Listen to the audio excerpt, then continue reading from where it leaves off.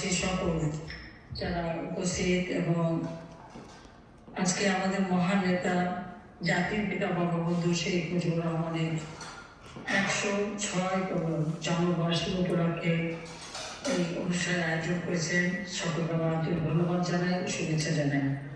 আমি পরম শ্রদ্ধাভাবে স্মরণ করি সর্বকালের সর্বশ্রেষ্ঠ বাঙালি জাতির পিতা বঙ্গবন্ধু শেখ মুজিবুর রহমানকে। আজকে বঙ্গবন্ধু শেখ মুজিবের জন্ম বার্ষিকী, সেই সাথে জাতীয় শিশু দিবস। এই শিশুদের খুব ভালোবাসতেন, তাই এই দিবসটিকে আমরা শিশু দিবস হিসেবেই ঘোষণা করে পালন করে যাচ্ছি। বাংলাদেশের শিশুরা যাতে তারা নিরাপদ জীবন পায়, উন্নত জীবন পায়, শিক্ষা দীক্ষা সব দিক থেকে যারা উন্নত হয়, সেদিকে আমরা লক্ষ্য রেখে রাষ্ট্র পরিচালনা করেছি। এবং এইটুকু দাবি করতে পারি যে বাংলাদেশের প্রত্যেকটা মানুষের অন্ন, বস্ত্র, ভাষাচার, চিকিৎসা, শিক্ষার সুযোগ সৃষ্টি করে দিয়ে বাংলাদেশকে, যেখানে জাতির পিতা বঙ্গবন্ধু শেখ মুজিব বুদ্ধ বিধ্বস্ত বাংলাদেশকে গড়ে তুলে সার্বভৌমত্ব দেশে উন্নীত করেছিলেন, তারই পথ ধরে এবং সেই আদর্শ বুকে নিয়ে আমরা বাংলাদেশকে উন্নয়নশীল দেশের মর্যাদায় উন্নীত করে দিলাম। এটা আমাদের দুর্ভাগ্য হলো 2024 সালে এই জুলাই মাসে বৈষম্য বিরোধী আন্দোলনের নামে সরকার উৎখাতের যে চক্রান্ত, একটা খুনি ইউনূস তার ক্ষমতার লোভে বাংলাদেশটাকে সরকার করে দিয়ে টেসেট করে দিয়েছে। অর্থনৈতিকভাবে আজকে বাংলাদেশ ধ্বংসপ্রাপ্ত, এখানে প্রতি ঘরে ঘরে বিদ্যুৎ দিয়েছে, এখন বিদ্যুতের হাহাকার, নিত্য প্রয়োজনীয় জিনিসের অস্বাভাবিক দাম বৃদ্ধি, মানুষের কর্মসংস্থান কমে গেছে, দেশটাকে একেবারে দেউলিয়া করে দিচ্ছে, বিক্রি করে দিচ্ছে, দেশের মানুষের জীবনে কোনো শান্তি নিরাপত্তা নাই। আজকে শিশুরা নির্যাতিত, তাদের উপর নানাভাবে অত্যাচার হচ্ছে, নারী শিশু প্রতিনিয়ত ধর্ষণ, হাজার হাজার আওয়ামী লীগ নেতা কর্মী, মুক্তিযোদ্ধা পরিবার, প্রগতিশীল গ্রুপ, তাদের উপরে অত্যাচার নির্যাতন, সংখ্যালঘু সম্প্রদায়, আওয়ামী লীগ এবং সহযোগী সংগঠন নেতাকর্মী, আইনজীবী, এমনকি পেশাজীবী, সাংবাদিক নির্যাতনে সকলেই চরমভাবে দুঃখ দুর্দশার মধ্যে রয়ে গেছে। কোনো ঘর বাড়ি, ব্যবসা প্রতিষ্ঠান কারো কিছু নেই, সব লুটপাট, ইউনিয়ন পর্যায় পর্যন্ত।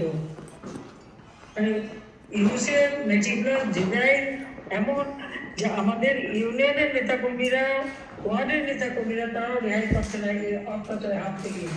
এবং কারাগার তো ভরে ফেলেছে আওয়ামী লীগের নেতাকর্মী দিয়ে, আর যত জঙ্গি সন্ত্রাসী তাদেরকে ছেড়ে দিয়েছে, তারা মুক্ত। এবং কারাগারের মিথ্যা মামলা, যেখানে পুলিশ হত্যা করেছে যারা, নিজেরা স্বীকার করছে ইউনুস বাহিনী, তারই গুলো বাহিনী, তারই সন্ত্রাসী বাহিনী, তারই দোষর ওই বিএনপি, জামাত সহ, ছাত্রদল সহ, শিবির, এছাড়া অন্যান্য জঙ্গিরা, এরাই হত্যাকাণ্ড ঘটিয়েছে। অথচ সব মামলা আওয়ামী লীগ নেতাকর্মীর বিরুদ্ধে, আর এদেরকে দায় মুক্তি দেওয়া হয়েছে। এই যে অবস্থাটা দেশে, আইনের শাসন নাই, বিচার নাই, অস্ত্র হাতে নিয়ে প্রধান বিচারপতি সহ বিচারপতিদের পদত্যাগ করেন, আর সব কিছু দলীয় করণ, বৈষম্যহীনের কথা বলে আজকে সব জায়গায় বৈষম্য। এই অবস্থা থেকে দেশকে মুক্ত করতে হবে।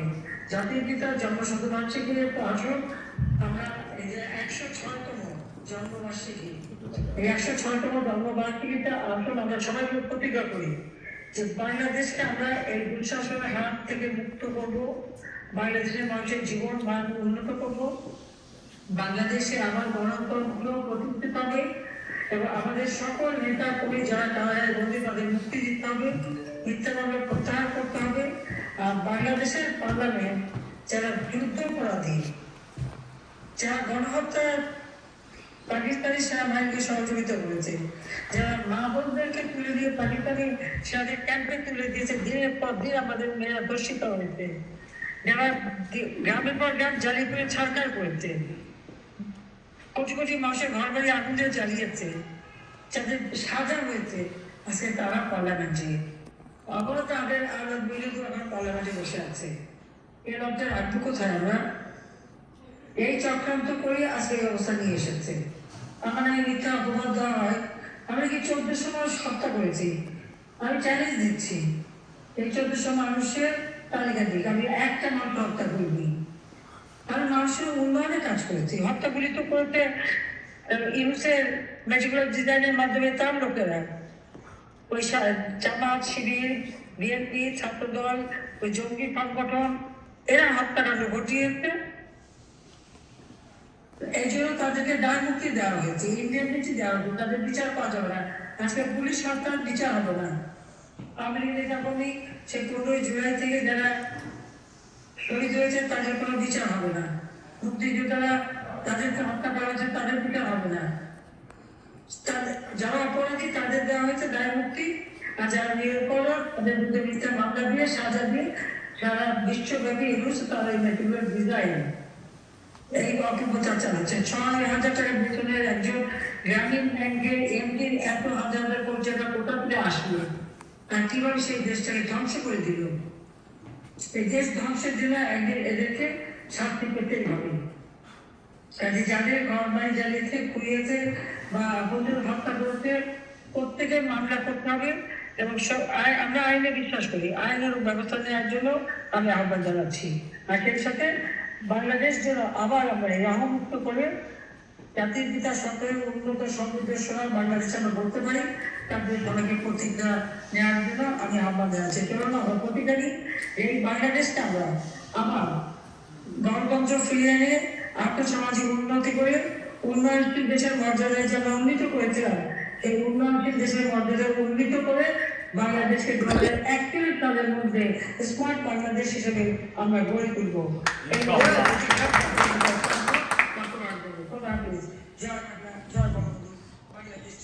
মাননীয় প্রধানমন্ত্রী